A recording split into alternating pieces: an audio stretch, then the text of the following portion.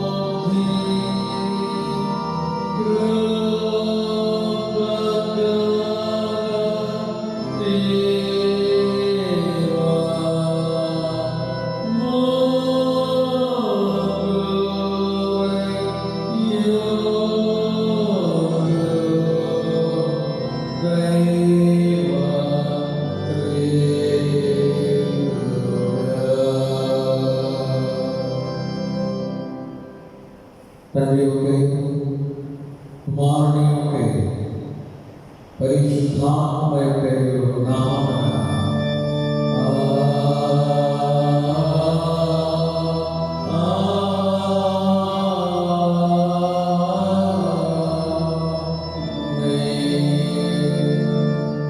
నీవెన్నో సత్యమును బయలుదేరచేము. అవి నాకు ద్రవ చొప్పును, అవి నీ పరిశుద్ధ ప్రవర్తనను, నీ వాసస్థలమును నన్ను తోడుకొనవచ్చును. అప్పుడు నేను దేవుని పీఠమునకు నాకు ఆనంద సంతోషములు కలుగచేయు దేవుని ఎదుటకు చేరుదును. దేవా నా దేవా స్తుతించుచు నీకు కృతజ్ఞతాస్తుతులు చెల్లించెదను. ప్రభువునందు ప్రియులారా, యథార్థ హృదయంతో మన తండ్రైన దేవుని సమీపించి ఆయన తమ పాపములు ఒప్పుకొని మన ప్రభువైన యేసుక్రీస్తు పేరిట మనకు క్షమాపణ దయచేయమని వేడుకుంటున్నాము.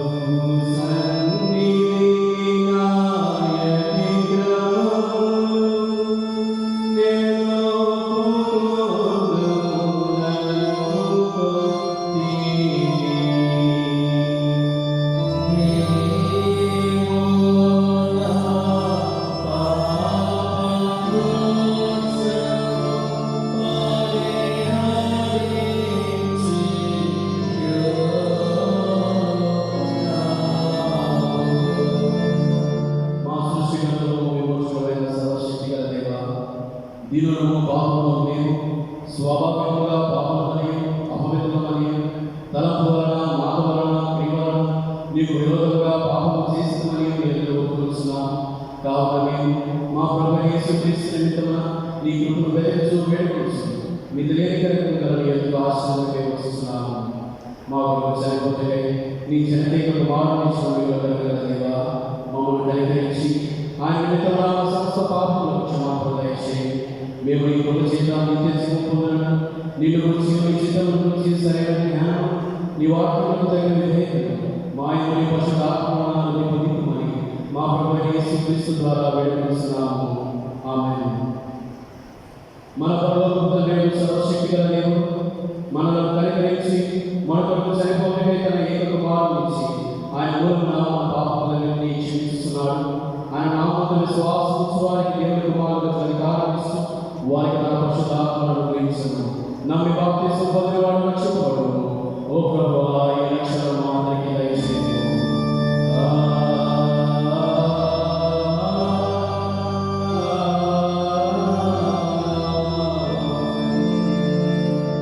త్రిత్వం తర్వాత రెండవ ఆదివారంలో ఏర్పాటు చేయబడిన ప్రారంభ గీతము చదువుకుంటూ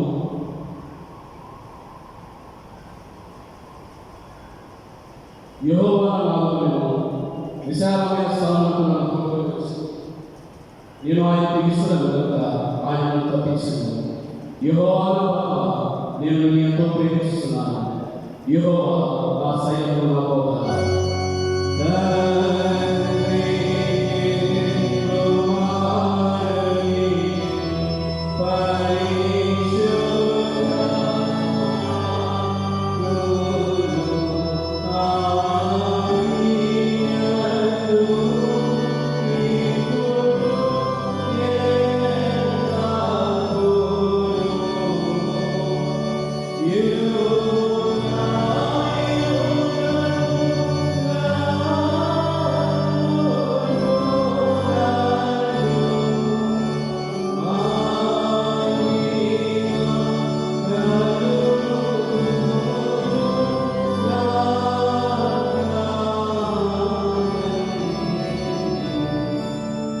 Hallelujah.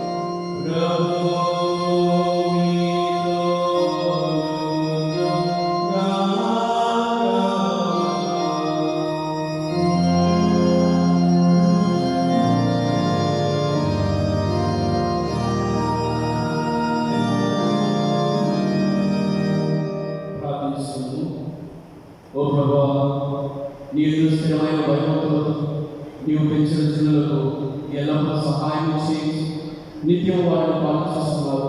నీ పరిశుద్ధ నామమును నీవు నిరంతరం ఎడతెగని భయభక్తులు గలవారు దయచేయమని నీ తోడు పరిశుద్ధాత్మతో సదాయక దేవుడై ఈ వేగులలో జీవిస్తూ పరిపాలిస్తున్నాను. నీ కుమారుడు మా ప్రభువైన యేసుక్రీస్తు ద్వారా వేడుకొస్తున్నాము. ఆమేన్. అందరూ దయచేసి కూర్చోండి. గమనించండి, బైబిల్ రీడింగ్ మాస్టర్ గారి వాక్య భాగం చదివిస్తారు.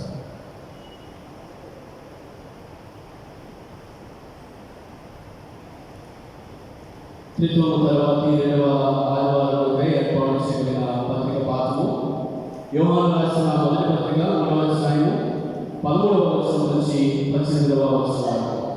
యోహాను రాసిన మొదటి పత్రిక 3వ అధ్యాయము 13వ వచనం నుంచి 18వ వచనం. 13వ వచనం ప్రారంభం. సహోదరులారా, లోకము మిమ్మల్ని ద్వేషించి ఎడల ఆశ్చర్యపడకండి. మనము సహోదరులను ప్రేమిస్తున్నాము కనుక మరణంలో నుండి జీవంలోని దాచిన వారిని ఎదురు ప్రేమ లేనివాడు మరణంలో నిలిచి ఉన్నాడు. తన సహోదరుని ద్వేషించేవాడు నరహంతుడు. ఏ నరహంతుని ఎందులో నిత్య జీవం ఉందని మీరు ఎదురు. ఆయన తన నిమిత్తము తన ప్రాణం పెంచిన కనుక దీనివలన ప్రేమ ఇంటిదని తెలుసుకుంటున్నాను. మనము కూడా సహోదరుని నిమిత్తము మన ప్రాణమును పెట్టబద్ధమై ఉన్నాం. ఈ లోకము జీవనోపాధి కలవాడైంది తన సహోదరుడికి లేని కలుగును చూసి అతని ఎడల ఎంత మాత్రమో కనికరము చూపని మానేది దేవుని ప్రేమ ఎలా నిలుచును? చిన్నపిల్లలారా, మాటతోనూ నాలుగుతోనూ కాక క్రియతోనూ సత్యముతోనూ ప్రేమితులు. ఇంతటితో నేను దినమైన పత్రిక పాత్ర ముగిస్తున్నాను.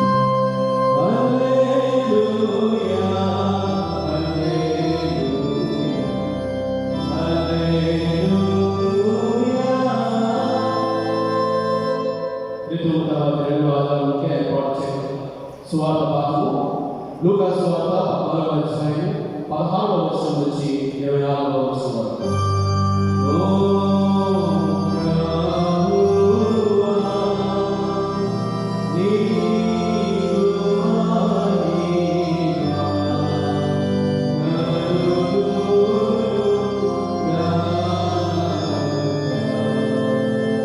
లూకా సువార్త 14వ అధ్యాయం 16వ వచనం నుంచి 24వ వచనం వరకు. 16వ వచనం ప్రారంభం.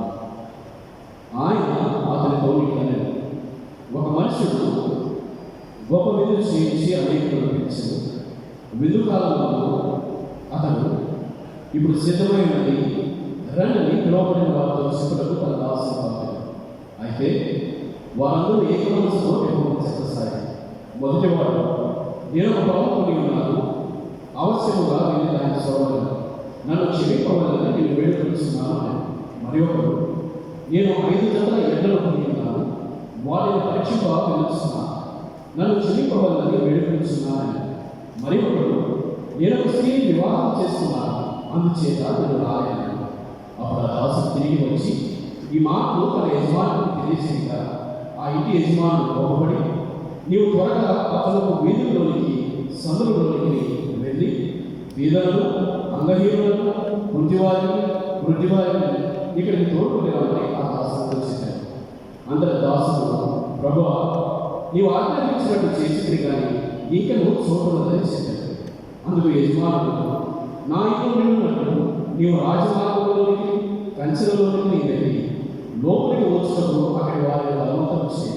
ఏలైనగా పిలువబడిన ఆ మనుషులలో ఒకడు నా మీద రుచి చూడడని మీతో చెప్తున్నానని. ఇంతటితో నేను స్వార్థ పాఠం ముగిస్తున్నాను.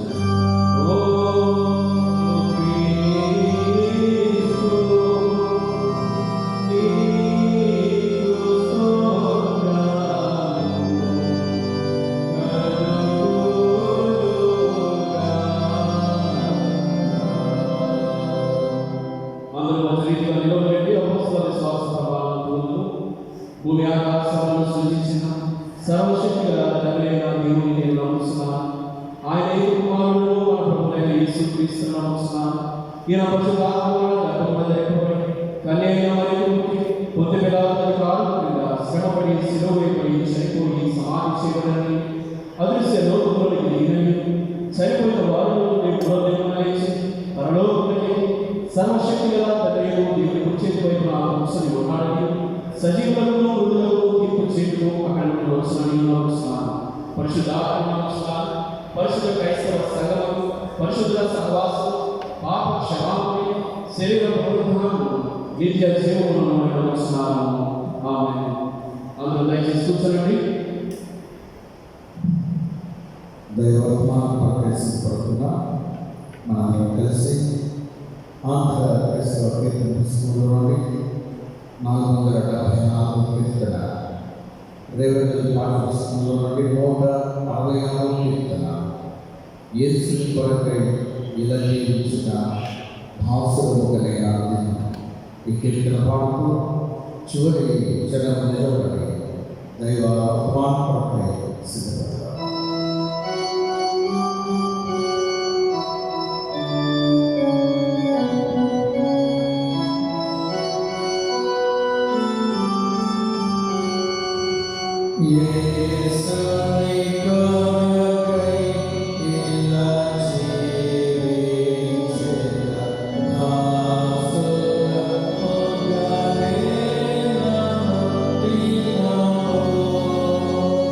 Go.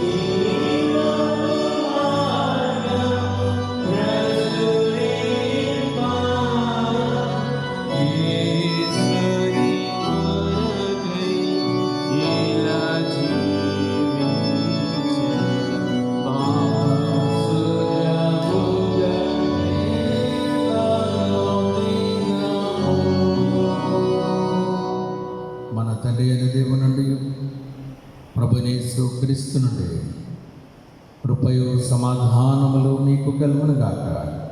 ఆమేన్. దయచేసి కూర్చునండి. దేవుని మహాకృపను బట్టి ఈ పరిశుద్ధాదివారము త్రిత్వము తర్వాతి రెండవ ఆదివారముగా ప్రభుని స్తుతించి ఆరాధించి ఘనపరచుటకు మనకెల్లరికీ ఇవ్వబడిన ప్రశస్తమైన సమయాన్ని బట్టి మొదటిగా దేవాది దేవునికి వందనాలు. మీకెల్లరికూ ఉదయకాల శుభములతో ప్రార్థన చేసుకుందాం. దైవర్తమానం నిమిత్తమై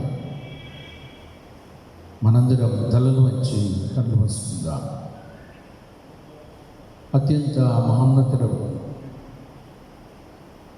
మహోన్నతుడ ఘనుడవైన మా తండ్రి,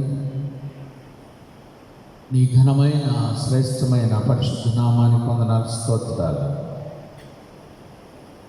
ఇంత ధనక ఆరాధనలోనూ వాక్య పఠనముల ద్వారా పాటల ద్వారా నేను స్తుతించాను. ఈ సమయమందు నీ దివ్య వాక్యమును ధ్యానించుచుండగా అయోగ్యుడినైనా నన్ను నిలవబెట్టిన ఈ సమయము, ఈ తరుణాన్ని బట్టి స్తోత్రాలు. ప్రభువు, నా నోటి మాటలు మన హృదయ ధ్యానములు నీ దృష్టికి అంగీకారముగాను మాకెల్లరకు దీవెనకరంగా నడిపించమని, మహిమ పొందమని, చేరిన బిడ్డలను దీవించమని యేసు పరిశుద్ధ నామమున ప్రార్థించి వేడుకొనుచున్నాము తండ్రి. ఆమేన్. ప్రియ దేవుని బిడ్డలారా, దేవుని మహాకృపను బట్టి ఈరోజు దైవ సన్నిధానంలో బెస్ట్ ప్యారిష్ నందు ఆరాధనా కార్యక్రమంలో పాల్గొని దేవుని స్తుతించే ఈ మంచి సమయాన్ని ప్రభు మనకి అనుగ్రహించారు. మార్చి నెల 22వ తేదీ ఆ ఆదివారం జనతా కర్ఫ్యూ. ఆ రోజు ఉదయం 5 గంటల నుండి 6 గంటల కల్లా ఆరాధన ముగించుకున్నాము. ఆ రోజు నుండి మందిరాలు మూసివేయబడ్డాయి. మళ్ళా జూన్ మాసంలో మందిరములు పునః ప్రారంభించబడ్డాయి. అనగా ఈ జూన్ నెల 21వ తేదీన ఈరోజు మనం ఇంచుమించు 3 నెలల అనంతరం దేవుని సన్నిధానంలో ప్రభుని స్తుతించే ఈ సమయాన్ని ప్రభు ఇచ్చారు. నేడు మనం చాలా విపత్కరమైన పరిస్థితిలో ఉన్నాం. మీకు తెలుసు, లాక్డౌన్ ప్రారంభించిన ఆ రోజు నుండి, అంటే మనకు లెంటు ధ్యానాలు 21 దినాలు పూర్తయ్యాయి. అక్కడ నుండి లెంటు ధ్యానాలు ఆగకుండా ప్రతిరోజు లెంటు ధ్యానం, గుడ్ ఫ్రైడే కార్యక్రమం, ఈస్టర్ కార్యక్రమం, ఆదివారపు ఆరాధనలు ఇవన్నీ యూట్యూబ్ ఛానల్ ద్వారా మీకు అందించబడటం జరిగింది.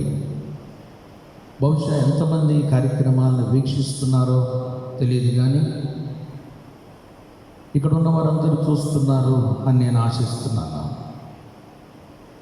చాలామంది ఈ లాక్డౌన్లో ప్రతి చర్చెస్ నుండి ఆదివారపు ఆరాధన జరుగుతున్నాయి, కానీ వెస్ట్ ప్యారిష్లో ఉన్న ఆరాధన కార్యక్రమాలు చాలామంది కుటుంబాలు దేశ విదేశాల నుండి అనేక మంది మన కార్యక్రమాలు వీక్షిస్తున్నారు.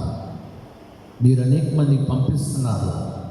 అనేక మంది ఈ లాక్డౌన్ పీరియడ్లో ఉన్న ఆరాధన కార్యక్రమాలు చూసి దైవ దీవెనలు పొందుకున్నారని నేను ప్రత్యేకంగా జ్ఞాపకం చేస్తున్నాను.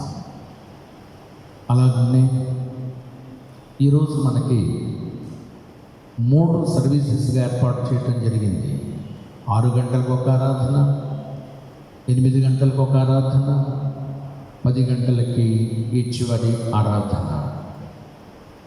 అందరూ ఒకేసారి రావడానికి అవకాశం లేదు కనుక మీరు గమనించే ఉంటారు, సగం బెంచెస్ దీనిలో నుండి మందిరంలో నుండి తొలగించి మన యొక్క ప్రేయర్ హాల్ నందు బయట ఏర్పాటు చేయబడిన ఆడిటోరియంలో సగం బెంచెస్ అక్కడ ఉన్నాయి.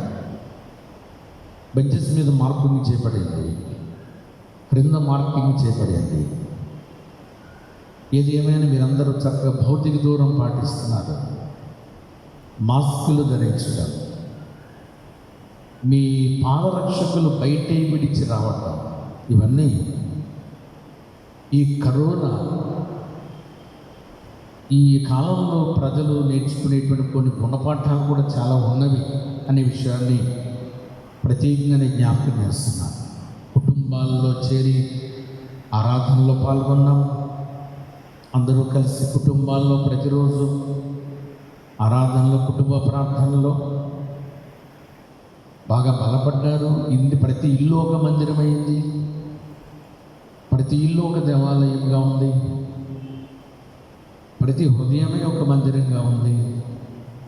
ఇట్లా ఈ లాక్డౌన్ కాలంలో మీరు ఆధ్యాత్మికంగా గృహాల దగ్గర ఉన్నా కూడా ప్రార్థనలో, విశ్వాసంలో బలపడ్డారు అనడానికి మాత్రం సందేహం లేదు.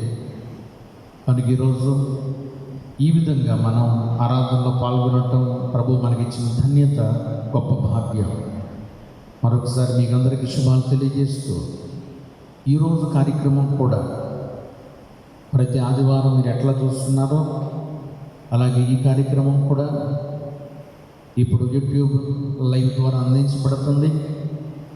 నేను గత వారం కూడా జ్ఞాపకం చేశాను, 60 సంవత్సరాలు పైబడిన వారు, 10 సంవత్సరాల్లోపు ఉన్న పిల్లలు ఇండ్లకే పరిమితం అవ్వాలి, గృహాల దగ్గరే ఉండాలని.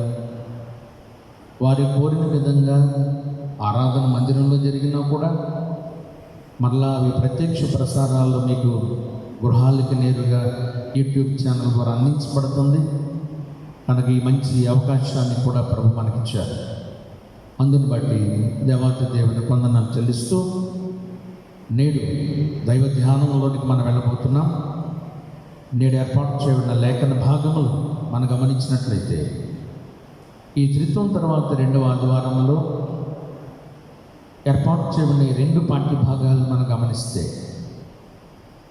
ప్రభువైన యేసుక్రీస్తు వారు దేవుని రాజ్యం యొక్క ఆహ్వానాన్ని గురించి జ్ఞాపకం చేస్తూ కొందరిని పరలోకపు విందుకి ఆహ్వానించారు.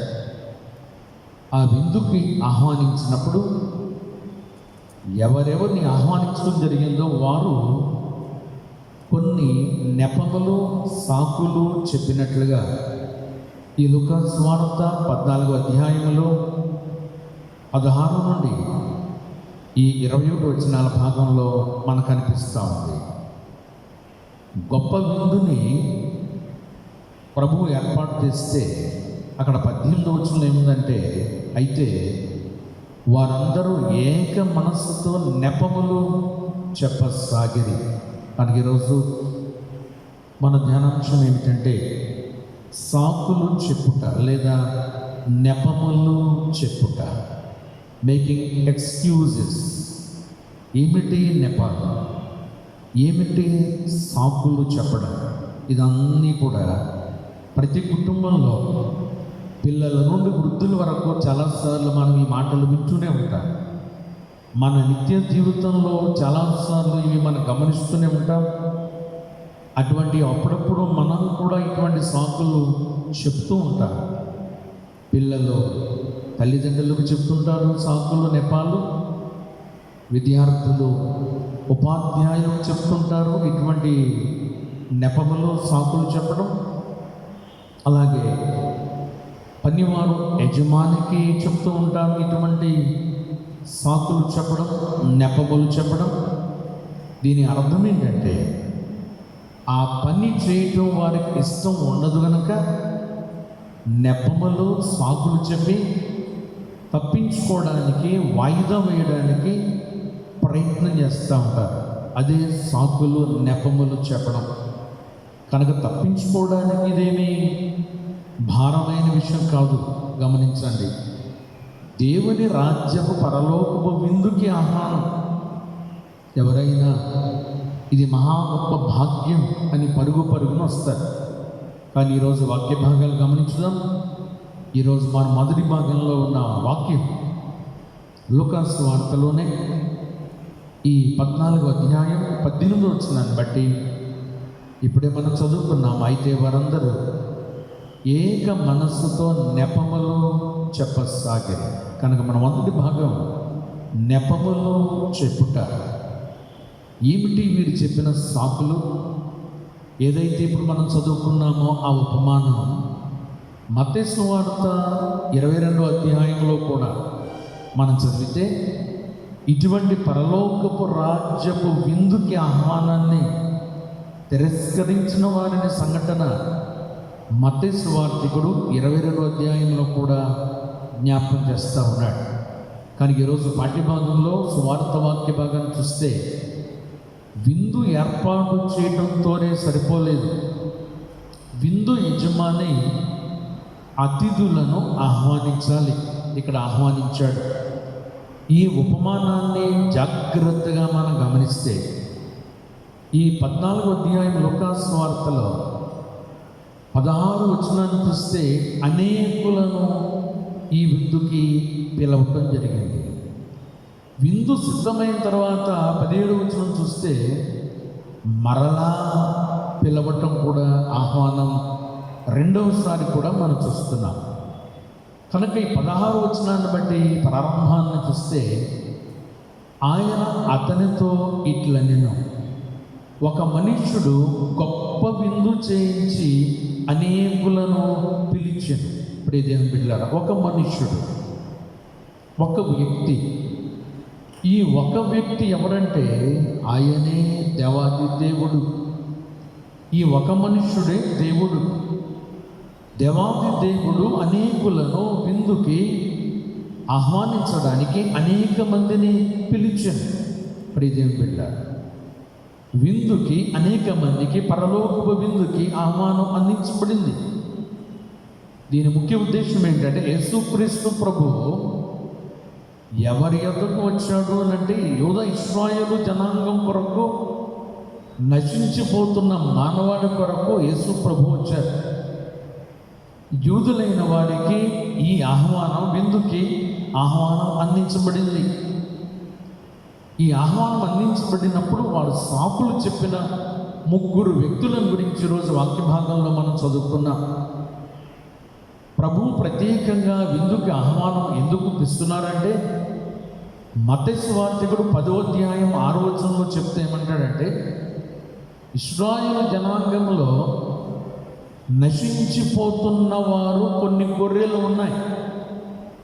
వాళ్ళ కొరకు ప్రత్యేకంగా ఈ ఆహ్వానాన్ని లూకా సువార్తలోను, మనం చదివినటువంటి 14వ అధ్యాయంలోను, మత్తయి సువార్త 10వ అధ్యాయం 6వ వచనంలోను, నశించిపోతున్న ఇశ్రాయేలు జనాంగమైన గొర్రెల యొద్దకు యేసుక్రీస్తు ప్రభు ఈ ఆహ్వానాన్ని స్వయముగా పంపించినట్లుగా మనం చూస్తున్నాం.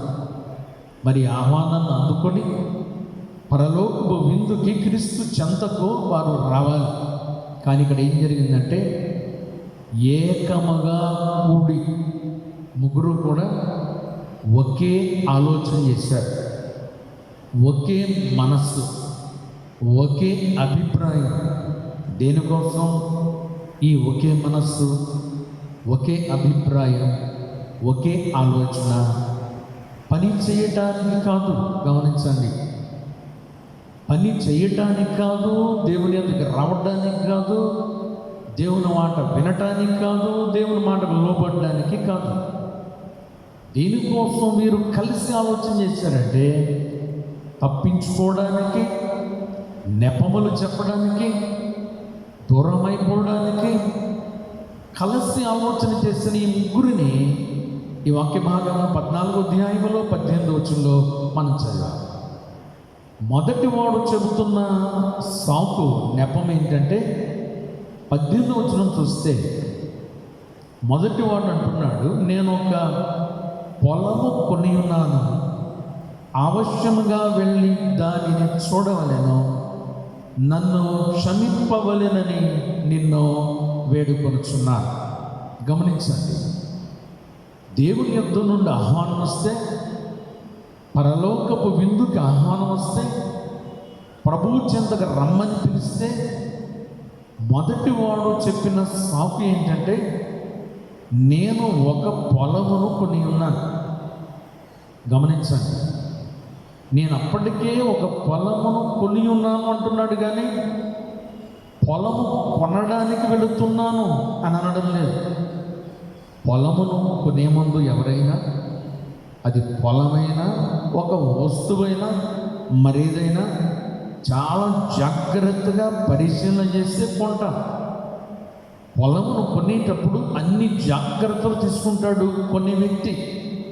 వాటి సరిహద్దులు చూస్తాడు, వాటికి భూమి యొక్క సాంద్రతను చూస్తాడు, అక్కడ భూమిలో పండే పంటలు ఏ విధంగా ఉంటాయో ఆలోచన చేస్తాడు. ఈ పొలమును గురించి అన్ని ఆలోచన చేసిన తర్వాతే పొలమును కొని ఇప్పుడు ఏమంటున్నాడంటే, నేను పొలమును చూడటం కొరకు, వాటిని పరిశీలన చేయడం కొరకు నేను వెళుతున్నాను అని అంటున్నాడు ఈ వచనంలో. కొన్న తర్వాత పరిశీలన చేయరు ప్రియదేవుని బిడ్డలారా. అందుకే ఆ మొదటివాడు అన్నాడు, నన్ను క్షమించమని యజమానిని వేడుకుంటున్నాను. క్షమించే నేరాలు కొన్ని ఉంటాయి, క్షమించరాని నేరములు కొన్ని ఉంటాయి. ఈ తప్పిదం ఎటువంటిదంటే, ఈ సాకులు నెపము ఎటువంటిదంటే, క్షమించరాని నెపములు ఇవి. క్షమించడానికి వీలు లేదు ప్రియదేవుని బిడ్డలారా. ఎందుకంటే సర్వం చూసిన తర్వాతే పొలాన్ని కొంటాడు, కానీ కొన్న తర్వాత పొలమును పరిశీలన చేయడు. దీన్ని బట్టి క్రీస్తు చెంతకు రావడానికి, పరలోకపు విందుకు రావడానికి ఖచ్చితంగా మొదటి వ్యక్తి అబద్ధం ఆడుతున్నాడు, సాకులు నెపములు చెప్పి తప్పించుకోవడానికి ప్రయత్నం చేస్తున్నాడు. రెండో వ్యక్తి 19వ వచనం చూస్తే మరొక వ్యక్తి రెండో వాడు ఏమంటున్నాడంటే, నేను 5 జతల ఎడ్లను కొని ఉన్నాను. గమనించండి ప్రియదేవుని బిడ్డలారా, నేను 5 జతల ఎడ్లను కొని ఉన్నాను, వాటిని పరీక్షించ వెళుతున్నాను, నన్ను క్షమించండి అని అంటున్నాడు. మరి దీన్ని బట్టి ఈ వాక్యం చదువుతుంటే మనకు అర్థమవుతుంది, ఈ రెండో వాడు చెబుతున్న జవాబు దీనిలో వాస్తవం ఉందా అవాస్తవమా? గమనించండి, 5 జతల ఎడ్లను అప్పటికే కొనేసాడు, కొనడానికి ఏమి వెళ్ళటం లేదు. నేను కొని ఉన్నాను, ఇప్పుడు ఏమంటాడంటే వాటిని పరీక్షింప నేను వెళుతున్నాను. ఇది పూర్తిగా అవాస్తవం, అబద్ధం, సత్య దూరం ప్రియదేవుని బిడ్డ. కారణం ఎందుకంటే 5 జతల ఎడ్లు కొనే ముందు వాటిని పరీక్షించిన తర్వాతే కొంటారు. ఏ వ్యక్తి అయినా, ఈ వ్యక్తి అయినా సరే, కొన్న తర్వాత వాటిని పరీక్షించడు. కొనక ముందే ఆ ఎడ్లు తాను ఎందుకు కొన్నాడో ఆ పనికి అవి పనిచేస్తాయా, సహకరిస్తాయా, ఆరోగ్యంగా ఉన్నవా లేదా, వాటి యొక్క కండ్లు బాగా పరిశీలన బాగా కనిపిస్తున్నాయా లేదా, అవన్నీ చక్కగా ఆరోగ్యకరంగా ఉన్నవా లేదా అనే విషయాన్ని ముందు పరిశీలన చేసి పరీక్షించిన తర్వాతే ఈ వ్యక్తి వాటిని కొంటాడు. కానీ ఇక్కడ ఏముందంటే, కొన్న తర్వాత వెళ్ళి వాటిని పరీక్షించడానికి నేను వెళుతున్నాను అన్నాడు. కనుక ఇది ఏమాత్రం సరైన కారణం కానే కాదు. ఇది కూడా పూర్తిగా అవాస్తవము, అబద్ధము, సాకులు చెప్తున్నాడు రెండో వ్యక్తి అని ఖచ్చితంగా దీనికి అర్థమవుతాను. మూడో వాడు ఏమంటాడంటే, నేను ఒక స్త్రీని వివాహం చేసుకున్నాను కనుక నేను రాలేను. ఇది ఎంతవరకు ఈ జవాబు వాస్తవం అని మనం ఆలోచన చేస్తే, నేను ఒక స్త్రీని, ఆ మాట చాలా స్పష్టంగా వ్రాయబడింది. లూకా 14:20 మీరు చూడండి, నేను ఒక స్త్రీని వివాహం చేసుకున్నాను గనుక రాలేను అని అంటున్నాడు. నిజానికి ఆలోచన చేస్తే దేవుని ధర్మశాస్త్రం చెబుతున్న మాట ఏంటంటే, వివాహం చేసుకోవలసినది స్త్రీని కాదు. వాక్యం ఏం చెబుతుందంటే, ధర్మశాస్త్రం చెబుతున్న మాట ఏంటంటే, కన్యకను వివాహం ఆడాలి. ఈ మాట లేవికాండం గ్రంథం 21వ అధ్యాయం చూస్తే 13-14 వచనాల్లో మనకు అర్థమయ్యేది ఏంటంటే, లేవికాండం 21వ అధ్యాయం 13-14 వచనాలను బట్టి వివాహం చేసుకునేవాడు స్త్రీని కాదు, కన్యకను వివాహం చేసుకోవాలి. ఇది మనం గమనించాలి. ఒకవేళ తప్పనిసరి అయిన పరిస్థితిలో స్త్రీని వివాహం చేసుకుంటే కనుక ఆయనను కూడా తీసుకొని విందుకు రావచ్చు. ప్రియదేవుని బిడ్డలారా, స్త్రీని వివాహం ఆడినంత మాత్రాన దేవుని దగ్గరికి రాకుండా, ప్రభువు చెంతకు రాకుండా, పరలోకపు విందుకు రాకుండా నేను రాలేను అని అంటున్నాడు. కారణం, నేను వివాహం చేసుకున్నాను. ప్రియదేవుని బిడ్డలారా, వివాహం చేసుకుంటే కుటుంబ సమేతంగా భార్యాభర్తలు కలిసి మందిరానికో దేవుని సన్నిధికో ఆయన పిలిచినటువంటి ఆ పిలుపు ఆయన చెంతకు రావాలి. కనుక ఈ ముగ్గురు కూడా కలిసి ఒకే అభిప్రాయం, ఒకే మనస్సు, ఒకే ఆలోచన, నెపములు, సాకులు చెప్పారు. ప్రియదేవుని బిడ్డలారా, అంటే దీన్ని బట్టి, ఈ ముగ్గురిని బట్టి మనం ఆలోచన చేస్తే అసలు విషయం ఏమిటంటే, విందుకు వెళ్ళడం వీళ్ళకి ఏమాత్రం ఇష్టం లేదు. ప్రియదేవుని బిడ్డలారా, విందుకు వెళ్ళడం, ప్రభువు చెంతకు వెళ్ళటం, పరలోకపు విందులో ఉండటం వీరికి ఏమాత్రం కూడా ఇష్టం లేదు. కనుక విందు యజమానికి కోపం వచ్చింది. ఈ వాక్య భాగాన్ని చూస్తే మనకు అర్థమవుతుంది. యజమానుడు ప్రేమతో ఆహ్వానిస్తే, నమ్మకంతో పిలిస్తే, రాకుండా ముగ్గురు కలిసి తప్పించుకుంటే, సాకులు చెబితే యజమానికి కోపం రావటం సహజమే. ప్రియమైన బిడ్డలారా, కోపమే కాదు, యజమానికి అవమానం కూడా ఇది. యజమాని పిలిస్తే మీరు రాకపోవడం యజమాని అవమానంగా భావించాడు. కోపం కూడా చాలా తీవ్రమైందనే విషయాన్ని మనం జ్ఞాపకం చేసుకోవాలి. అందుకని ప్రభువు పిలుస్తున్నారు. పాప విముక్తి కొరకు ప్రభు ఏమన్నారంటే, ప్రయాసపడి భారము మోసుకొనుచున్న సమస్త జనులారా నా యొద్దకు రండి, నేను మీకు విశ్రాంతిని కలగజేస్తాను. రండి. పాప ప్రక్షాళన కొరకు, పాప విముక్తి కొరకు ప్రభు అంటున్నారు, ప్రేమతో రండి అని పరలోక రాజ్యానికి ఆహ్వానిస్తే, ఈరోజు ముగ్గురు వ్యక్తుల వల్ల ఒకవేళ మనమేమైనా దేవుని నుండో, ప్రార్థన నుండో, వాక్యము నుండే, విశ్వాసము నుండో, మన ఆధ్యాత్మిక జీవితం నుండి, ప్రతిదినం చదివే వాక్య ధ్యానాల నుండి, ప్రార్థన జీవితం నుండి తప్పించుకోవడానికి, సాకులు చెప్పడానికి ప్రయత్నం చేస్తే యజమానుడైన దేవునికి కోపం వచ్చింది. ప్రియ దేవుని విశ్వాసులారా, అయితే ఇక్కడ జరిగిన విషయం ఏంటంటే, ఆహ్వానించబడిన వారు రాలేదు కనుక ఎవరెవరిని పిలవమన్నాడంటే, అంగహీనులు, గుడ్డివారు, బీదలు, అయోగ్యులు, అల్పులు, బలహీనులు ఎవరెవరున్నారో వాళ్ళందరినీ కూడా విందుకి రమ్మని ఆహ్వానిస్తున్నాడు. ప్రియ దేవుని బిడ్డలారా, నిజమే.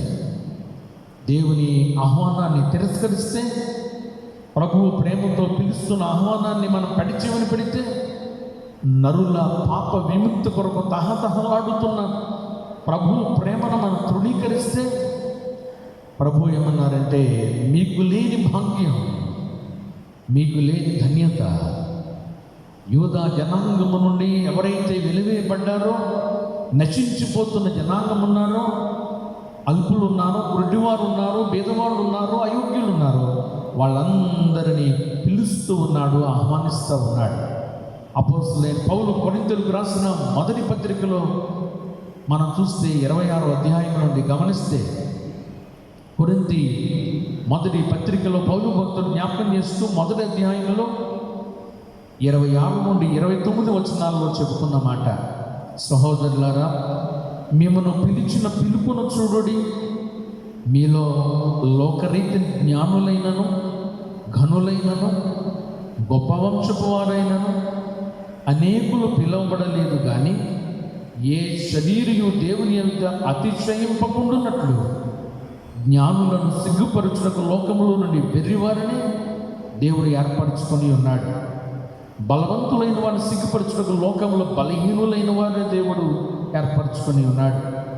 ఎన్నికైన వారిని వ్యర్థం చేయటకు లోకంలో నీచులైన వారిని, తృణీకరించబడిన వారిని, ఎన్నికలైన వారిని దేవుడు ఏర్పాటు చేసుకొని ఉన్నాడు. ప్రియ దేవుని జనాంగమా, ఇది దేవుని ఏర్పాటు. పిలువబడిన వారు నెపములు చెబితే, సాకులు చెబితే, తప్పించుకోవడానికి చూస్తే యజమానికి కోపం రావటం మాత్రమే కాదు, అయోగ్యులు, బీదలు ఎవరెవరున్నారో వాళ్ళందరినీ కూడా రమ్మని ఆహ్వానిస్తున్నాడనే విషయాన్ని గమనించాలి. కనుక ప్రతి ఒక్కరికి ఆనాడు ముగ్గురు నెపములు చెప్పిన వారికి కానీ, యోధా జనాంగంలో దేవుని మాట తిరస్కరించిన వారికి కానీ, నేడు ఆరాధిస్తున్న విశ్వాసులైన మనకి కానీ, దేవుని ఆజ్ఞను అతిక్రమిస్తే, ఆయన మాట పడిచెవిని పెడితే, పాప విముక్తికి ఆహ్వానిస్తున్నప్పుడు సాకులు చెబితే, ప్రతి ఒక్కరికి ఒక హెచ్చరిక పరిశుద్ధ గ్రంథం జ్ఞాపకం చేస్తూ ఉంది. నాడు వారికైనా నేడు మనకైనా. ఏమిటా హెచ్చరిక? మత్తయి సువార్త 21వ అధ్యాయాన్ని ఒకసారి చూస్తే, మత్తయి సువార్తికుడు ఈ హెచ్చరికను జ్ఞాపకం చేస్తూ ఉన్నాడు. మత్తయి సువార్త 21వ అధ్యాయం 43వ వచనంలో, కాబట్టి దేవుని రాజ్యం మీ యొద్ద నుండి తొలగించబడి దాని ఫలమిచ్చు జనులకు ఇయ్యబడునని మీతో చెప్పుచున్నాను. ప్రియ దేవుని బిడ్డలారా గమనించండి. మిమ్మల్ని పిలిస్తే మీరు సాకులు చెప్పారు కదా, రమ్మని ఆహ్వానిస్తే కలిసి అబద్ధం ఆడారు కదా. ఇప్పుడు ప్రభు అంటున్నారు, మీకెప్పుడు అవకాశం తీసివేయబడింది కనుక ఎవరెవరున్నారో అల్పుల యోగ్యులు వారికి దేవుని రాజ్యంలో అవకాశం దొరుకుతుందని హెచ్చరికను ప్రభు జ్ఞాపకం చేస్తున్నారు. మొదటి భాగాన్ని నేను ముగించే ముందు పరిశుద్ధ గ్రంథంలో మరొక వ్యక్తి ఉన్నాడు. ఆ వ్యక్తి నుండి మనం నేర్చుకునేది ఏంటంటే, ప్రభు పిలిస్తే, ప్రభు ఆహ్వానిస్తే, వాక్యం హెచ్చరిక చేస్తే, ప్రభువు మనల్ని ఆయన ఎదుగు రమ్మని పిలిచినప్పుడు ఎంత తప్పించుకోవాలని చూసినా, ఎన్ని సాకులు చెప్పినా, ఎంత దూరమైనా దేవుడు ఆ వ్యక్తుల ద్వారా తన పని జరిగించుకుంటాడు. ప్రియదేవుని బిడ్డ, అటువంటి ఒక వ్యక్తి పరిశుద్ధ గ్రంథంలో ఉన్నాడు. అతని పేరు మోషే. మిద్యాను అరణ్యంలో మందను కాస్తున్నప్పుడు మండుచున్న పొదలో నుండి దేవుని యొక్క ప్రత్యక్షత ఆయన స్వరం వినబడింది. దేవుడు మోషేతో అన్నాడు, మోషే మోషే, నీవు నిల్చున్న స్థలం పరిశుద్ధ స్థలం, నీ చెప్పులను అక్కడ విడిచి నువ్వు రా. దేవుడు మోషేతో మాట్లాడుతున్నాడు, నేను నిన్ను ఏర్పాటు చేసుకున్నాను, ఐగుప్తుకి నేను మిమ్మల్ని పంపించబోతున్నాను నిన్ను అని అంటే, దేవుడే స్వయంగా పిలిస్తే, మండుచున్న పొదలో నుండి దేవుడు ప్రత్యక్షంగా మాట్లాడుతుంటే, మోషే కానీ ఆ సమయంలో ఉన్న వాళ్ళు ఎవరైనా పరుగున దేవుని మాట విని ఆయన చెంతకు వెళ్ళిపోవాలి. కానీ మీరు బాగా గమనించండి, నిర్గమాకాండ గ్రంథంలో 3వ అధ్యాయాన్ని బాగా చదివితే దేవుడు మోషేను స్వయంగా పేరు పెట్టి మరీ పిలిచాడు. అధ్యాయం బాగా మీరు ఆలోచన చేయండి. ప్రియ దేవుని బిడ్డలారా, మోషే మోషే అని పేరు పెట్టి మరీ పిలిచాడు. మోషేని పిలిచి నేను ఏర్పాటు చేసుకున్నానయ్యా అంటే, మోషే ఎన్ని సాకులు చెప్పాడంటే, ఎన్ని నెపములు చెప్పాడంటే, ఎలా తప్పించుకోవడానికి ప్రయత్నం చేశాడు. ఆ నిర్గమకాండ 3వ అధ్యాయంలో 10వ వచనం, 11వ వచనం, 13వ వచనం, నిర్గమకాండం 4వ అధ్యాయంలో 1వ వచనం, 10వ వచనం, 13వ వచనం.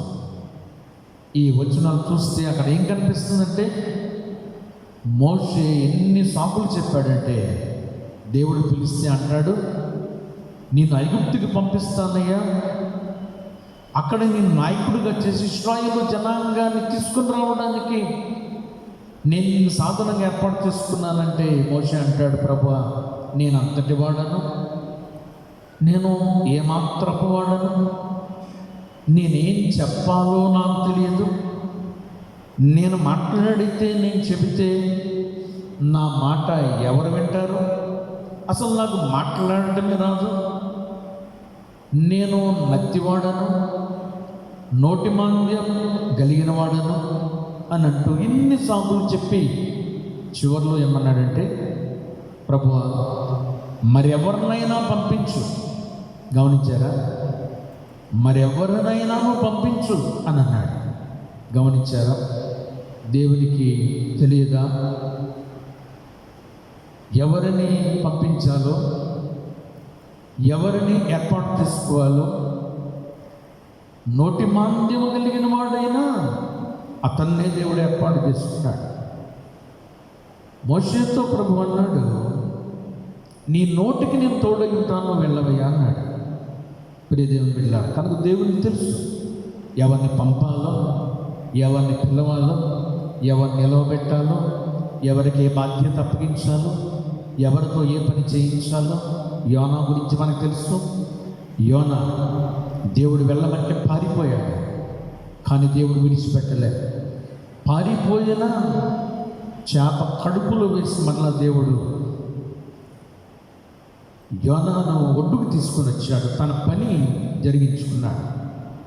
మోషే కూడా అంతే, తప్పించుకోవాలని సాకులు చెప్పినా పట్టుకున్నాడు దేవుడు, అతనితో మాట్లాడాడు. చివరికి అతడే ఒప్పుకున్నాడు. దేవుని ప్రణాళికలో ఒక భాగంగా మోషే నాయకుడయ్యాడు. ప్రియ దేవుని బిడ్డలారా, మొదటి భాగాన్ని నేను ముగిస్తున్నాను. ఇప్పటివరకు మనం విన్నది సాకులు నెపములు చెప్పి ఎప్పుడైనా దేవుని విషయంలో కానీ వ్యక్తిగతంగా ప్రార్థన చేసుకునేటప్పుడు కానీ మనం రోజు వాక్యం చదువుకునేటప్పుడు కానీ దేవుల్లో ఎదిగేటప్పుడు కానీ ఉపవాసంలో ఎదుగుతున్నప్పుడు కానీ ఒకవేళ మనమే తప్పించుకోవాలని సాకులు చెప్తూ అయ్యో ఈరోజు నాకు ఖాళీ లేదు కనుక నేను ప్రార్థన చేసుకోలేకపోయాను, వాక్యం చదవలేకపోయాను, ఈరోజు మోకరించలేకపోయాను అని తప్పించుకోవడానికి ఎన్ని సాకులు చెప్పినా యజమానుడైన దేవునికి కోపం వస్తుంది. ప్రియ దేవుని బిడ్డలారా, దేవుడు మనకిచ్చే ఆధిక్యతలు మనం పోగొట్టుకుంటాం.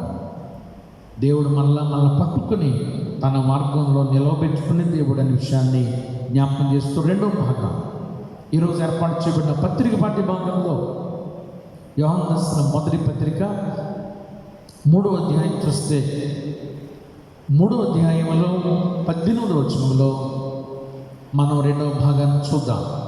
యోహాను రాసిన మొదటి పత్రిక 3వ అధ్యాయంలో నుండి 18వ వచనాన్ని గమనిస్తే అక్కడ ఏముందంటే, చిన్న పిల్లలారా మాటతోనూ నాలుగుతోనూ కాక క్రియతోనూ సత్యముతోనూ ప్రేమితము. ఇది రెండవ ప్రాముఖ్యమైన విషయం. రెండవది పత్రిక వాక్య భాగంలో ప్రభు చెప్తున్న మాట ఏంటంటే, మనం ఏం చేయాలంటే క్రియతోనూ సత్యముతోనూ ప్రేమించేవాడుగా ఉండాలి. ఇది మన రెండవ భాగం. క్రియతో సత్యముతో ప్రేమించుట, love with action and in truth. కనుక సత్యం ఉండాలి, ఆ ప్రేమలో క్రియారూపకమైనది ఉండాలి. అంతేగాని అక్కడ ఒక మాట నాలుగుతోనూ మాటలతోనూ కాదు అనే విషయాన్ని ప్రభు జ్ఞాపకం చేశారు. కనుక రెండవ భాగంలో మనకు అర్థమైంది ఏంటంటే, ఇంతవరకు మనం ధ్యానం చేసిన మొదటి భాగంలో ఉన్న ఇశ్రాయేలీయులు యోధా జనాంగం ఎవరైతే ఉన్నారో, లేదా నేటి క్రైస్తవులు అనబడిన వారి గురించి కూడా మాటలతోనే సరిపెడితే కుదరదు. అది రెండవది ప్రభు చెప్పేది. అక్కడ 3 వ్యక్తులు మాటలతోనే సరిపెట్టారు. ప్రభు పిలుస్తుంటే 3 కారణాలు 3 సాకులు చెప్పి వారి మాటలతో తప్పించుకోవడానికి ప్రయత్నం చేశారు. ప్రియ దేవుని బిడ్డలారా, నాటి ఇశ్రాయేలులైనా నేటి క్రైస్తవులైన మనమైనా మాటలతో సరిపెట్టడం కాదు కానీ క్రియలతో కూడిన భక్తిని మనం చూపించాలి అని ఈరోజు రెండవ వాక్య భాగం పత్రిక పాఠ్య భాగంలో యోహాను భక్తుడి ద్వారా ప్రభు జ్ఞాపకం చేస్తున్నారు. మాటలు అని అనగానే మనకు ఒక చిన్న సామెత కూడా గుర్తొస్తూ ఉంటుంది. కొన్నిసార్లు చూస్తుంటే మాటలు కోటలు దాటిపోతూ ఉంటాయి. కానీ దేవుడు మనల్ని కోరేది ఏంటంటే అది కాదు. మాటలు కాదు, నాలుగుతో కాదు, క్రియలతో కూడినదై ఉండాలి ఈ ప్రేమ. ఇప్పుడు విందుకు పిలువబడిన వారు చేసిన పని అదే. క్రియలు లేవు. ప్రభు పిలిస్తే వాళ్ళు రాలే, యజమాని ప్రేమించలే, యజమాని మాట వినలే, యజమాని మాటకు లోబడలే. వాళ్ళు తప్పించుకోవడానికే ప్రయత్నం చేశారు, నెపములు చెప్పారు, మాటలతో తప్పించుకున్నారు. ప్రియదేవుని బిడ్డ, ఈరోజు వాక్య భాగంలో అదే అన్నాడు. పత్రిక వాక్య భాగంలో ఎవరైతే క్రియలతో కూడిన ప్రేమ, క్రియలతో కూడిన విశ్వాసం ఉండదో వాడు ఆత్మ సంబంధమైన మరణానికి చేరువుగా ఉన్నవారని ఈరోజు మనం చదివిన యోహాను రాసిన మొదటి పత్రిక 3వ అధ్యాయం 14వ వచనంలో చెప్తున్నాడు. ప్రియ దేవుని బిడ్డలారా, కనుక మాటలు కాదు, క్రియలతో కూడిన విశ్వాసం ఉండాలి, క్రియలతో కూడిన ప్రేమ ఉండాలి. అట్టి ప్రేమ లేకపోతే మనం ఆధ్యాత్మికంగా చనిపోయిన వారితో సమానం. అది ఎట్లా ఉంటుందో చూడండి. ఎఫెసీ పత్రిక 2వ అధ్యాయం 1వ వచనంలో ఈ మాట చెప్పాడు అపోస్తలుడైన పౌలు.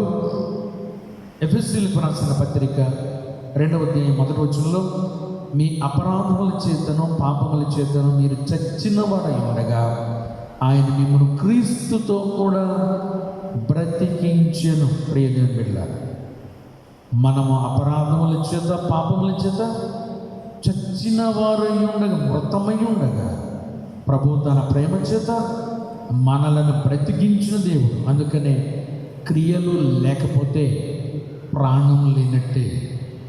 క్రియలతో కూడిన విశ్వాసం లేకపోతే, క్రియలతో కూడిన ప్రేమ లేకపోతే మనలో ప్రాణం లేనట్టే అనేది ఈరోజు పత్రిక వాక్య భాగం జ్ఞాపకం చేస్తూ ఉంది.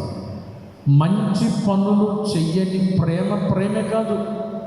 ఇతరులకు సహాయం చెయ్యని ప్రేమ ప్రేమే కాదు, నామమాత్రపు ప్రేమ అని ఈరోజు యోహాను రాసిన మొదటి పత్రిక 3వ అధ్యాయంలో జ్ఞాపకం చేస్తున్నాడు.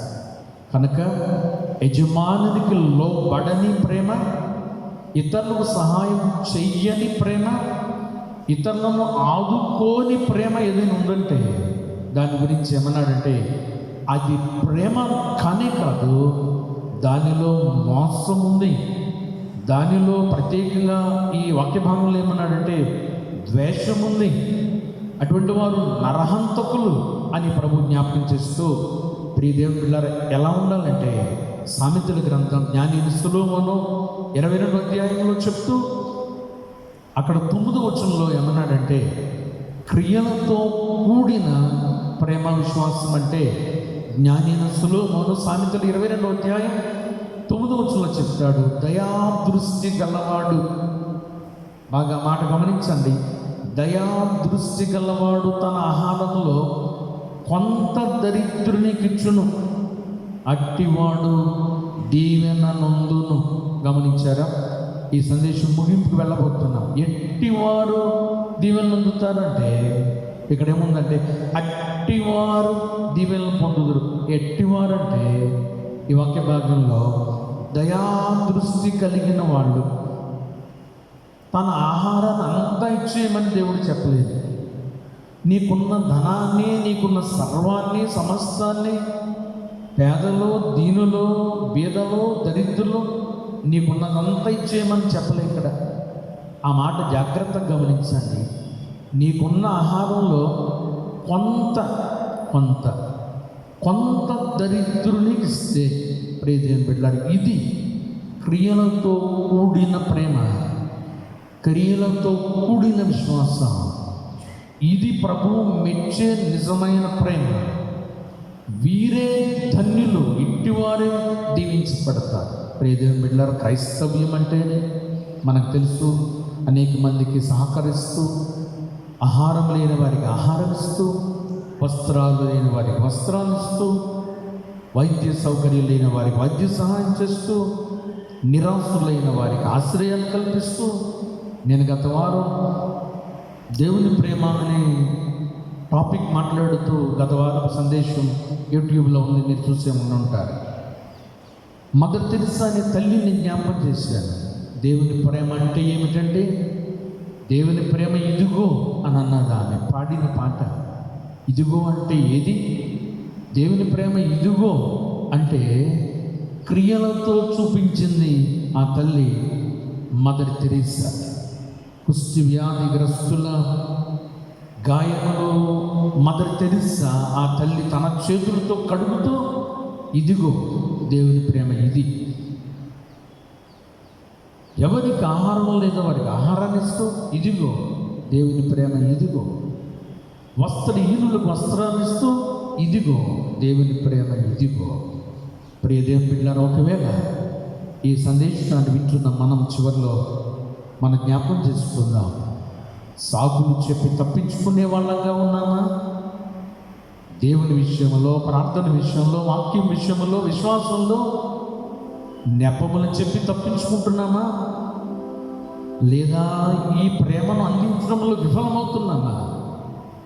ఈరోజు ఒక చిన్న గీతం ఉంది, ఆంధ్ర క్రైస్తవ కీర్తన పుస్తకంలో ముంగమూరి దేవదాసయ్య గారు రచించిన ఈ కీర్తన. ఒక పాపి మరలి రావడానికి, నేను రాను అని తప్పుకుని వెళ్ళిపోయిన వ్యక్తి దేవుని దగ్గరికి తిరిగి రావడానికి పశ్చాత్తాపంతో ఆ భక్తుడు రచించిన కీర్తన ఆంధ్ర క్రైస్తవ కీర్తన పుస్తకంలో 325, రేవేవేలి పాటల పుస్తకంలో 113. నన్ను దిద్దుమో చిన్న ప్రాయమో సన్నుతుండగు నాయన, పల్లవి ఒక చిన్నాన్ని పడి మనం ఈ సందేశం ముందుకు వెళదాం.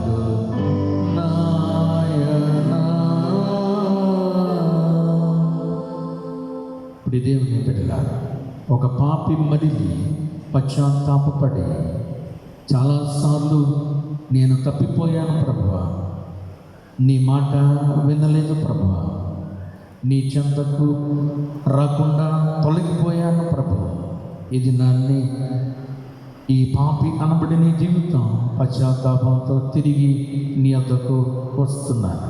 నన్ను దిద్దుము, చిన్న ప్రాయం సన్నద్ధుండకు నాయన తండ్రి. ప్రియ దేవుని బిడ్డలారా, ఈరోజు ఫాదర్స్ డే సందర్భంగా ప్రత్యేకమైన శుభాలు తండ్రులు లేని ప్రతి ఒక్కరికి జ్ఞాపకం చేస్తూ ఉన్నాను. ఈరోజు మనం పాడిన ఈ పాట నాయన తండ్రి అని చెప్పి దేవుని సన్నిధానంలో మనం వేడుకుంటున్నాం. నన్ను దిద్దుము, మరలా నా జీవితాన్ని సరిదిద్దు, చక్కదిద్దు.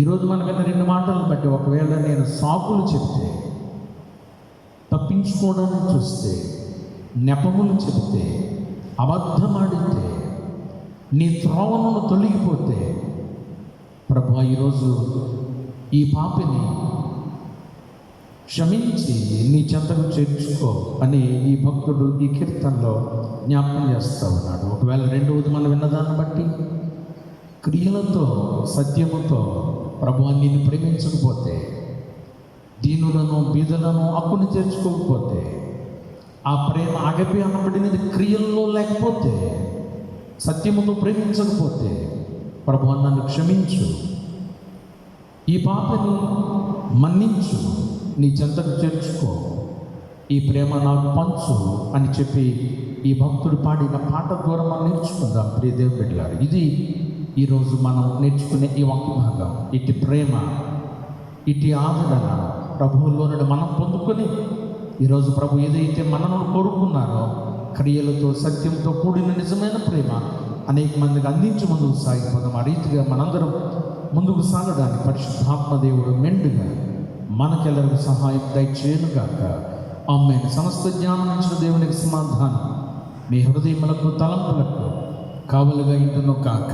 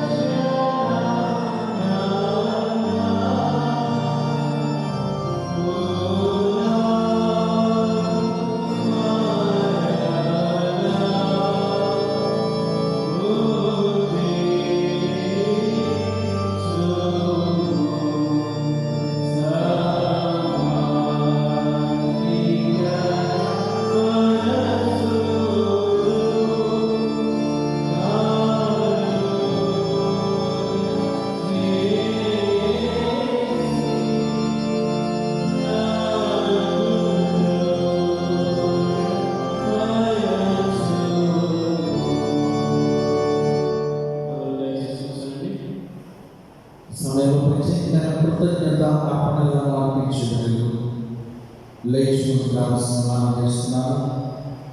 ప్రభు మీలో చేసిన వేరే ఉపకారాలను బట్టి, దేవుని అద్భుత ఆశ్చర్యకార్యాలను బట్టి ప్రత్యేకమైన కృతజ్ఞత అర్పణలను అర్పించుటకు త్వరపడి లేచుకుంటున్నాడు.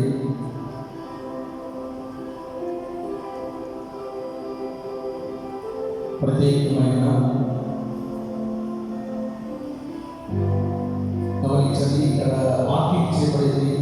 కాన్ వేసినటువంటి వాడు ఆ మార్కింగ్ చేయబడిన స్థలంలోనే మీరు మోకరించాలన్నా నిలబడాలన్నా మీరు కాన్ వేసి ఆ మార్కింగ్ చేయబడిన స్థలంలో ఉండండి.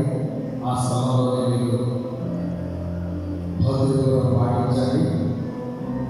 ప్రత్యేకమైన కృతజ్ఞత అర్పణలు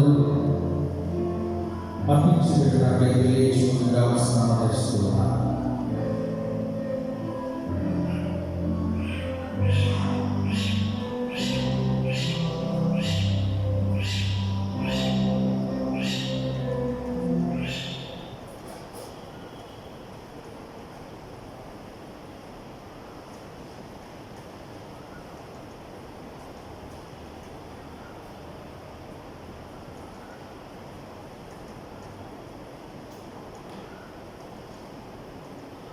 అర్పించబడినటువంటి కృతజ్ఞతలు ప్రార్థిస్తున్నాము, ప్రార్థన చేస్తున్నాము. సర్వశక్తి కృపదేవ, ఈ నామములకు వందనాలు స్తుతులు తండ్రి. తండ్రి, మా జీవితాల్లో ప్రభా ఇక పరిశుద్ధ దినాన్ని సన్నిధానంలో నీకు మమ్మల్ని నడిపించినందుకు నీకు వందనాలు. సమయంలో తండ్రి నీ ప్రియబిడ్డ ద్వారా అందించినటువంటి వర్తమానం బట్టి నీకు వేలాది వందనాలు, స్తోత్రములు ప్రభా. గొప్ప దేవ, గొప్ప తండ్రి, ఇంతదనక తండ్రి గడిచిన 3 మాసములు ప్రభా నీవు మాతో తోడయుండి నడిపించిన విధానాన్ని బట్టి నీకు వందనములు తండ్రి. నాయన, ఈ దినాన తండ్రి మరొకసారి ప్రభా తండ్రి నీ యొక్క ఆలయం తెరవబడి ప్రభా తండ్రి నీ యొక్క ఆరాధన జరగటానికి నువ్వు ఇచ్చినటువంటి గొప్ప కృపను బట్టి నీకు వందనాలు, స్తోత్రములు తండ్రి. గొప్ప దేవ, ఈ యొక్క శ్రేష్టమైన సమయంలో ప్రభా నీ ప్రియబిడ్డల జీవితాలలో నువ్వు జరిగించినటువంటి మేలులను బట్టి, ఆశ్చర్యకార్యాలు అద్భుతాలను బట్టి ప్రభా తండ్రి వారు సమర్పించినటువంటి యొక్క కృతజ్ఞత కానుకలు తండ్రి నీకు వందనములు తెలియజేసుకుంటున్నాను ప్రభా. తండ్రి వారి యొక్క అనుదిన జీవితంలో, ఉద్యోగ జీవితంలో, కుటుంబ జీవితంలో ప్రభా నువ్వు చూపించినటువంటి ఎల్లేని ప్రేమను కృపను బట్టి నీకు వందనాలు స్తోత్రములు ప్రభా. తండ్రి వారి యొక్క జీవితంలో ప్రభా నీ యొక్క వాగ్దాన ఫలములు తండ్రి నాయన ఇది పొందించమని ప్రార్థిస్తున్నాను ప్రభా. ఇక నా తండ్రి నీ ప్రియబిడ్డలకు ఏమైతే అవసరం ఉన్నాయో నాయన అవి నువ్వు తీర్చివేమని నడుపుతున్నాము తండ్రి. సమర్పించినటువంటి నాయన ప్రతి ఒక్క ప్రియబిడ్డలు ప్రభా మీరు మీరు దీవించి ఆశీర్వదించమని ఈ యొక్క దీవెనలు ప్రభా వారి మెడుగా గౌరవించమని యేసు శ్రేష్టమైన నామములో నడుపుతున్నాము తండ్రి. ఆమేన్.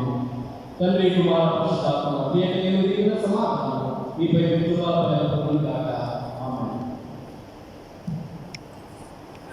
సంఘాన్ని సేకరించుకుంటున్నది దగ్గర సేకరిస్తుండగా మనందరం కలిసి యేసు స్వామి నీకు నేను నా సమస్య కీర్తన పడవగా కానుకలు సేకరించుకుంటారు.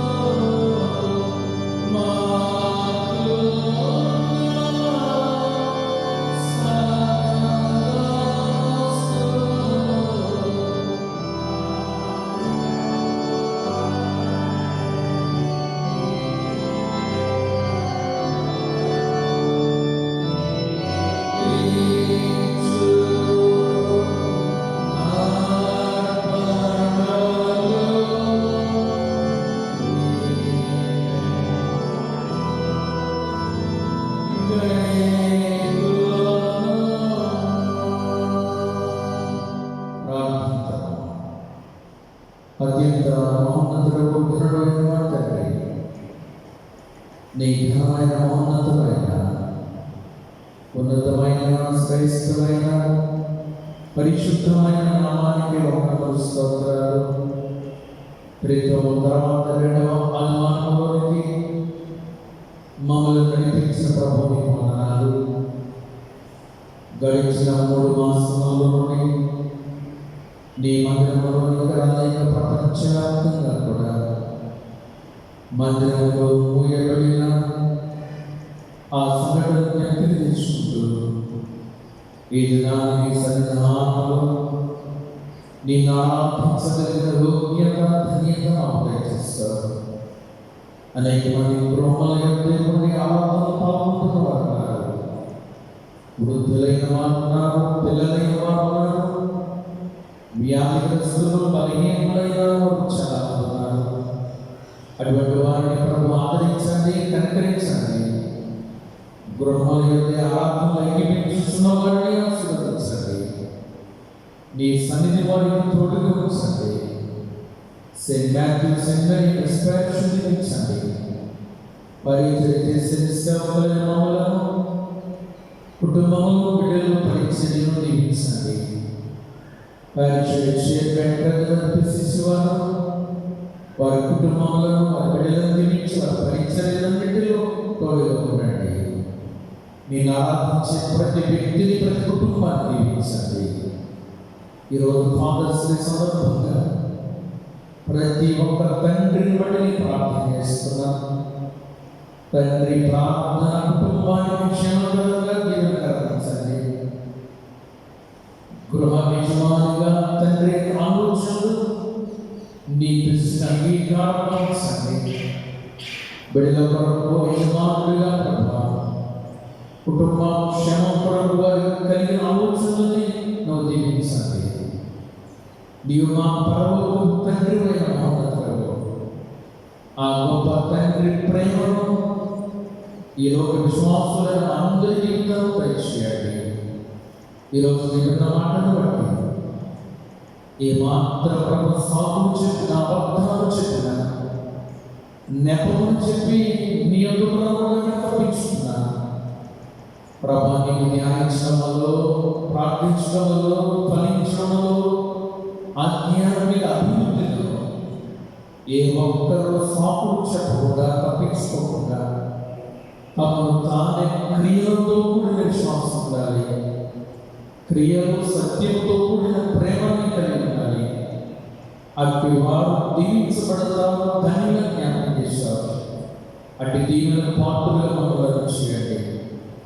అనేక మాసం అనంతరం అలా మేమందరం నేను ఆరాధించడానికి పరిస్థితులని క్రమక్రమంగా చక్కబడడానికి చూపించండి. ఈ కరోనా వైరస్ వ్యాధి ప్రబలంగా ప్రతి గృహం చుట్టూ, ప్రతి వ్యక్తి చుట్టూ, ప్రతి మందిరం చుట్టూ, ప్రతి దేశంలోని కాపులు వచ్చండి. ఏ తెగులుని కూడా సమీపించుదని దీవెనపడండి. ప్రభు ముప్పటిని విప్పి అర్పించబడ్డ అర్పణలు అంగీకరించండి. 100 ప్రతిఫలంలో ఆశీర్వాదాలు దయచేయండి. బిడ్డల ఉద్యోగాలలో, వ్యాపారంలో, వ్యవసాయంలో, పాడి పంటల్లో, చేతి పనులలో, ప్రయాణాల్లో, బిడ్డల చదువులు అన్నిటిలో తోడుగా ఉండండి. వివాహ ప్రయత్నాల్లో తోడుగా ఉండండి.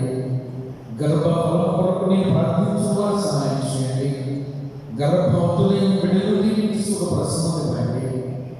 వ్యాధిగ్రస్తులైన ఆరోగ్యంతో సంపూర్ణ ఆరోగ్యం ఇవ్వండి.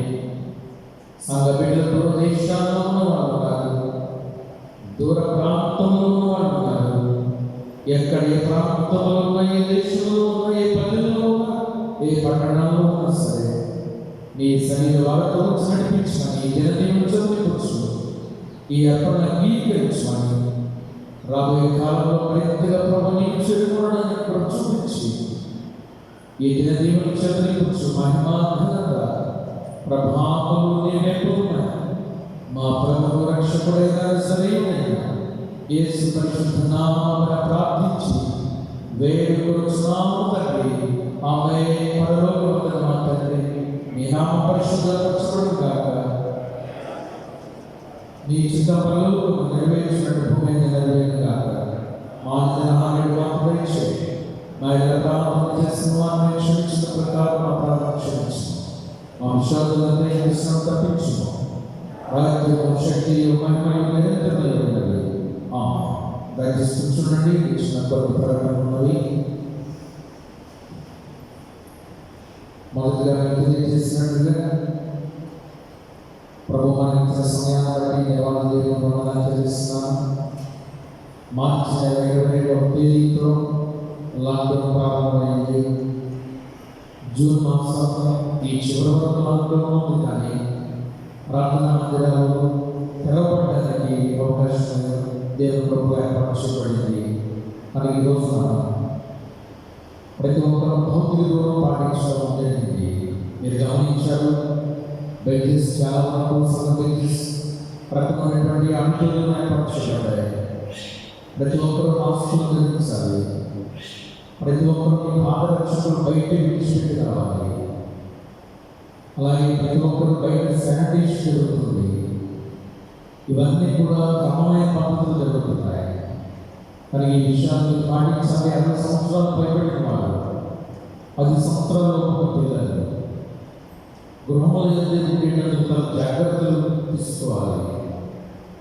అలాగే యూట్యూబ్ ఛానల్ ద్వారా లాక్డౌన్ ప్రారంభించబడిన రోజు నుండి కూడా మీకు రెస్టారేషన్ నుండి సందేశాలు, ఆరాధనలు అందించబడుతున్నాయి. ఒకవేళ ఇంకా ఎవరైనా వీటిని వీక్షించకపోతే మీరు సబ్స్క్రైబ్ చేసుకోండి. యూట్యూబ్లో రెవరెండ్ జేసుదాను అనే పేరు టైప్ చేస్తే ఛానల్ ఓపెన్ అవుతుంది.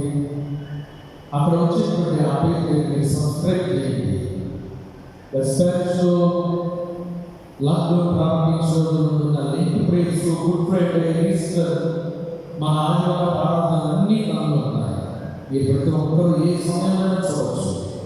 ఈరోజు ఆరాధన కూడా యూట్యూబ్లో అప్లోడ్ చేయబడుతుంది. ఈరోజు ఆరాధన వాటిని కూడా మీరు చూడవచ్చు. ఈ విషయాన్ని గమనించండి. వచ్చే ఆదివారం ఆరాధన వివరాన్ని యూట్యూబ్ ద్వారానే మీకు సాటర్డే శనివారం తెలియజేయబడుతుంది. ఆరాధన ఉంటుందా లేదా, పరిస్థితులు ఎలా ఉంటాయి, చాలా అనుకూలమైన స్థితిలో ఉన్నా, ఒకవేళ ఉంటే ఏ సమయంలో ఆరాధన ఉంటుంది, ఏ సమయంలో ఎవరు ఆరాధన ఉండాలని ఈరోజు 3 టైమ్స్ ఏర్పాటు చేయబడ్డాయి. ఫస్ట్ సర్వీస్ 6 గంటలకి, సెకండ్ సర్వీస్ 8 గంటలకి, థర్డ్ సర్వీస్ 10 గంటలకి. 6 గంటలకు వాట్స్, 8 గంటలకు వాట్స్, 10 గంటలకు వాట్స్. ఇట్లా వాట్స్ డివైడ్ చేసి ఈరోజు ఆరాధన జరుపుకున్నాం కనుక ఇలా మన భౌతిక దూరం పాటించి చక్కని స్థితిలో ఆరాధన జరుపుకోగలిగారు. మనకు వచ్చే వారి పరిస్థితిని ముందుగానే యూట్యూబ్లో మీరు చూడండి. ఆరాధన వివరాలను తెలియచేయబడతాయి. ఆ ప్రకారం మీకు పాల్గొనండి. ఈ వారంలో జరిగేటువంటి మార్నింగ్ డివోషన్ ఉదయకాలం ధ్యానం 5:30 నుండి 6 గంటల వరకు. లాక్డౌన్ ప్రారంభించబడిన రోజుల్లో కూడా ప్రతిరోజు పాస్టర్ గారు ఉదయం చేస్తున్నారు కనుక ఈ విషయాన్ని గమనించండి. సంఘం ఉదయం ఎవరు రావాల్సిన లేదు. ఈ నెలంతా కూడా అట్లాగే పాస్టర్ గారే ఉదయం మార్నింగ్ డివోషన్ చేస్తారు. కానీ ఈ నెల, ఈ జూన్ మాసంలో ఇంకా సీనియర్ సిటిజన్స్ ప్రార్థన ఉండదు, ఉపవాస ప్రార్థన ఉండదు, స్త్రీల సమయం ఉండదు. జూలై నుండి ప్రారంభించుకున్నారు. ఈరోజు మీరు తగు జాగ్రత్తలు తీసుకోండి, ప్రార్థన చేయండి. మీకు ఎప్పటికప్పుడు ఈ ఆన్లైన్ ద్వారా, యూట్యూబ్ ద్వారా ఈ కార్యక్రమాలన్నీ అందించబడతాయి. ఈ విషయాన్ని మీరు ప్రత్యేకంగా జ్ఞాపకం చేసుకోవాలని ప్రేమతో మీకు మనం చేస్తూ ఉన్నాను. కనుక మరొకసారి చాలా కాలం తర్వాత మళ్ళీ ప్రభు సన్నిధానంలో స్తుతించగలిగిన అవకాశం పంపించాడు. మీరు అది చూస్తున్నారు. అన్ని వాకింగ్ చేయబడ్డాయి. బెంచెస్ మీద, క్రింద, ఆకుల్లో, బయట మన సంఘ చైర్మన్ గారు, బిజినెస్ వారు ఇవన్నీ ఏర్పాటు చేయడం జరిగింది. కౌన్సిల్ సభ్యుల సహకారంలో ఇవన్నీ కూడా అలాగే ఇవన్నీ గమనిస్తున్నారు. ఇక ముందు కూడా నేను మళ్ళా చెప్తున్నాను, మా పాదరక్షకులు బయట విడిచిపెడతారు, అలవాటు చేసుకుంటారు. అప్పుడే లోపలికి మందిరం పోతారు. భౌతిక దూరం పాటిస్తూ, మాస్కులు ధరిస్తూ కొంతకాలం ఇట్లా మన ఆరాధన కార్యక్రమాల్లో పాల్గొన్నారు. మరొకసారి మీకు ఈరోజు ఈ చక్కని ఈ మ్యూజిక్ మనం అందించినప్పుడు రవిచంద్ర గారు కూడా ప్రత్యేకమైన సంపర్శం వందనాలు తెలుస్తూ ఉన్నారు. మన ఆరాధన ముగించుకుంటారు. మనందరం కలిసి ఆంధ్రప్రదేశ్ కీర్తన పుస్తకంలో 35వ కీర్తన అయినా మామూలు సాయిగా ఈ కీర్తన పాటలు చివరి నిలబడి దైవ సిద్ధపడతారు.